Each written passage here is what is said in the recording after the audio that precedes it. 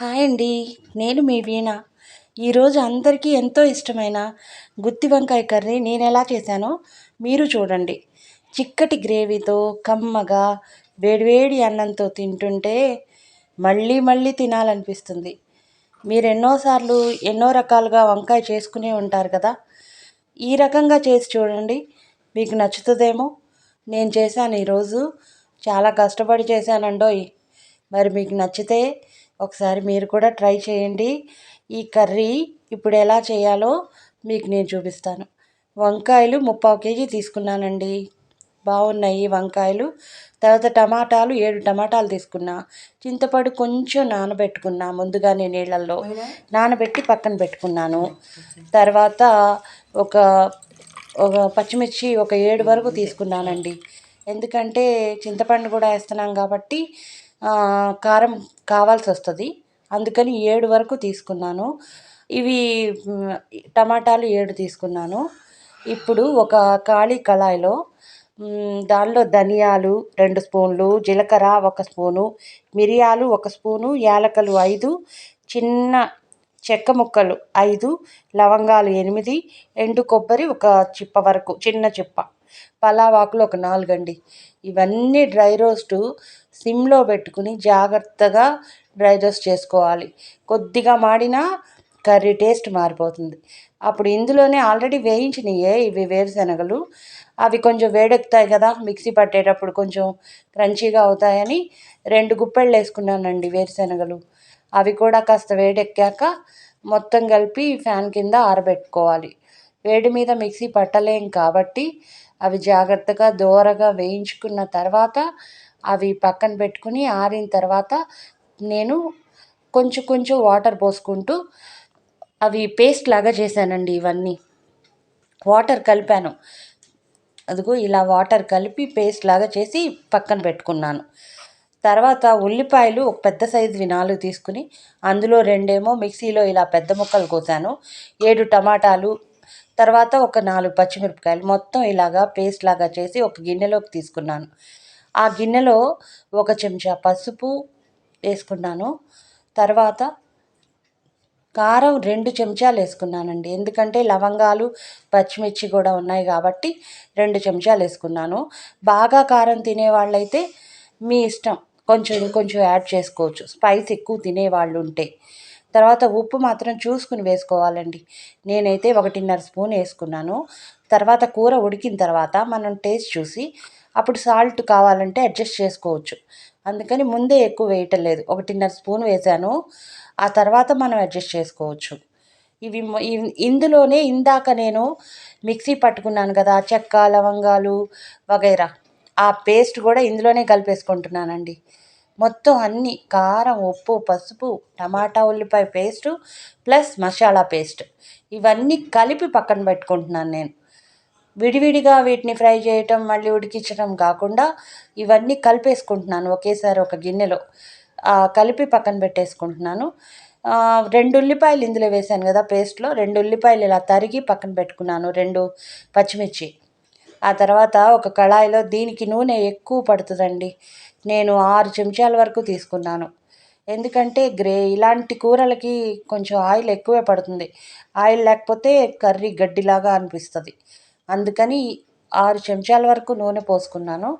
దీనిలోనే ఇందాక తరిగి పెట్టుకున్న ఉల్లిపాయ పచ్చిమిర్చి ముక్కలు, కరివేపాకు వేసి కొంచెం దోరగా వేయించుకున్నా.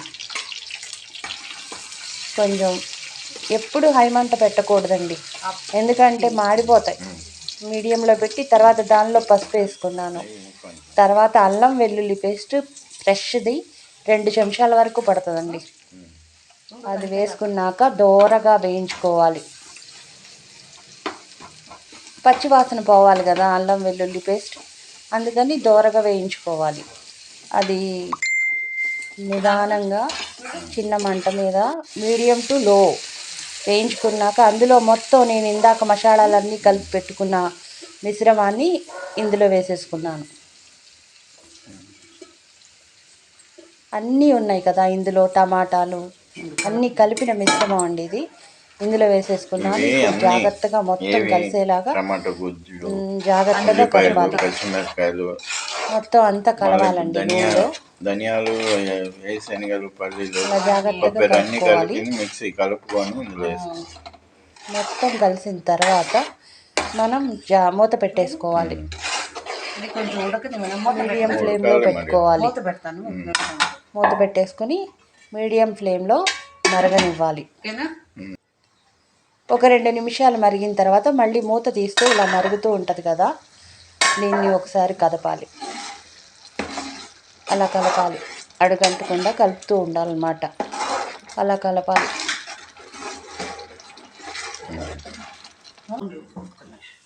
అప్పుడు ఇందులోనే ఇందాక నానబెట్టి పెట్టుకున్న చింతపండుని గుజ్జు తీసేసి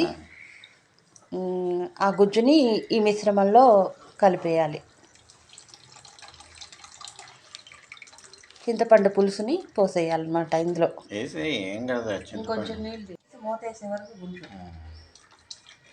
ఇందులో వాటరు మనం పులుసు కన్సిస్టెన్సీ చూసుకుని చిక్కగా ఉంది అనుకుంటే ఇలా వాటర్ కలుపుకోవాలండి. అలా ఉండాలి పులుసు, మరీ తిక్కగా ఉండకూడదు కదా, అందుకని వాటర్ కలిపాను. 1 గ్లాస్ వాటర్ ఇందులో కలిపి మూత పెట్టేశాను. ఇప్పుడు బాగా మరగాలి. ఇది చింతపండు పోసాం కదా, ఒక 3 నిమిషాల తర్వాత మళ్ళీ మూత తీసి ఒకసారి చెక్ చేసుకోవాలి.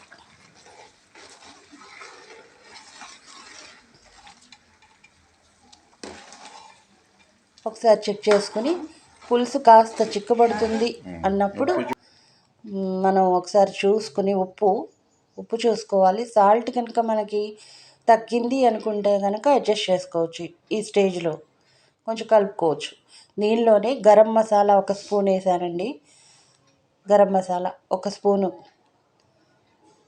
తర్వాత చాట్ మసాలా 1/2 స్పూనేనండి, ఎక్కువ వేయకూడదు. ఇది 1/2 స్పూన్ వేసాను. పెరుగు 1 పెద్ద చెంచాడు అనుకోండి, పెద్ద చెంచా వేసాను. అదిగో అంత పెద్ద చెంచాడు వేసాను. ఎక్కువ కూడా వేయకూడదులే, పులుపు అయిపోతుంది. అందుకని చింతపండు కూడా వేసాం కదా, అందుకని 1/2 స్పూన్ పెరుగు అయితే బెటర్. అలా వేసాను. వేసి బాగా కదిపిన తర్వాత మనం మళ్ళీ ఉప్పు చూసుకుని ఉప్పు అడ్జస్ట్ చేసుకున్నాను. అంటే కొంచెం తగ్గింది, అందుకని ఉప్పు కూడా కలుపుకున్నాను. ఇప్పుడు పులుసుని బాగా కదిపిన తర్వాత మనం చక్కగా మూత పెట్టుకోవాలి. చూడండి ఎలా మరుగుతుందో, చక్కగా మూత పెట్టుకోవాలి.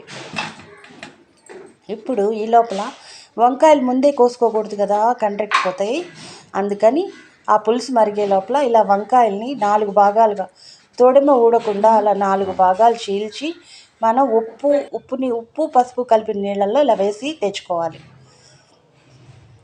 ఇప్పుడు పులుసు మరిగింది కదా, ఆ మరిగిన పులుసులో ఒక్కొక్క వంకాయని తీసి జాగ్రత్తగా వదలాలి. ఆ పులుసులో వంకాయలన్నీ జాగ్రత్తగా వదిలిపెట్టాలి. ఆ పులుసులో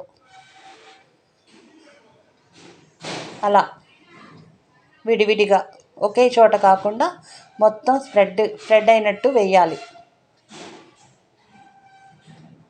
వంకాయలు ఎంత బాగున్నాయో చూడండి. ఫ్రెష్ వంకాయలు ఇవి అస్సలు వడల్లేదండి, అందుకే అవి చెక్కు చెదరట్లా. ఇలా అన్ని వంకాయలు పులుసులో వేసుకొని కదుపుకోవాలి. ఇప్పుడు కదిపినా అవేమీ ఊడిపోవు అనుకోండి, గట్టిగానే ఉంటాయి. కాబట్టి ఒకసారి మొత్తం గ్రేవీలో అవి మునిగేలాగా కలుపుకోవాలి. బాగా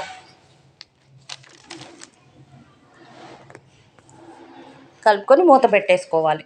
ఆ తర్వాత ఒక చిన్న మిక్సీ జార్లో నువ్వులు, ఆల్రెడీ వేయించిన నువ్వులండి ఇవి.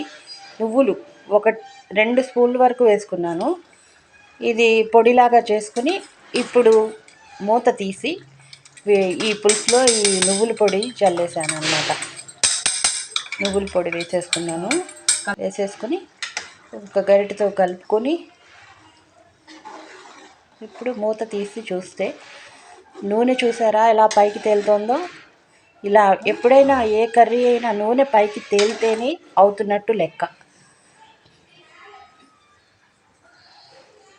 చూడండి వంకాయలు ఎంత బాగా మగ్గిపోయాయో. దీని మీద లాస్ట్లో కొత్తిమీర పుదీనాకు చల్లేసుకొని ఒకసారి జాగ్రత్తగా కలుపుకొని మూత పెట్టేసుకోవాలి.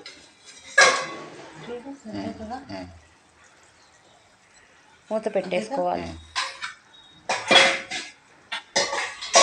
పెట్టు మూత. ఆల్మోస్ట్ అయిపోయిందండి. ఇది మూత పెట్టేసుకుని మనం సిమ్లో పెట్టుకుంటే చక్కగా నూనె చక్కగా పైకి తేలుతూ కనపడుతుంది అనమాట. ఇప్పుడు ఇంకా ఒక 30% వరకు నూనె తేలాలి. అయిపోయింది. ఇంకొక 2 మినిట్స్ అయ్యి మూత తీసేస్తే చూడండి, అబ్బా ఎంత బాగుందో చూడటానికి కలర్ఫుల్గా. అసలు వంకాయలు ఎంత బాగా ఉడికాయో. ఇలా ఉండాలి కర్రీ అంటే. కొంచెం అన్నంలో కొంచెం కూర వేసుకున్న అన్నం మొత్తం కలుస్తుంది. చిక్కగా ఉంది చూడండి గ్రేవీ, చేపల కూరలా కనపడతలా ఇంత బాగుంది. చాలా టేస్ట్ కూడా ఉంది. మీకు గనక ఇది నచ్చితే కనుక మీరు కూడా ఒకసారి ట్రై చేసి చూడండి. నేనైతే ఇలా చేశాను.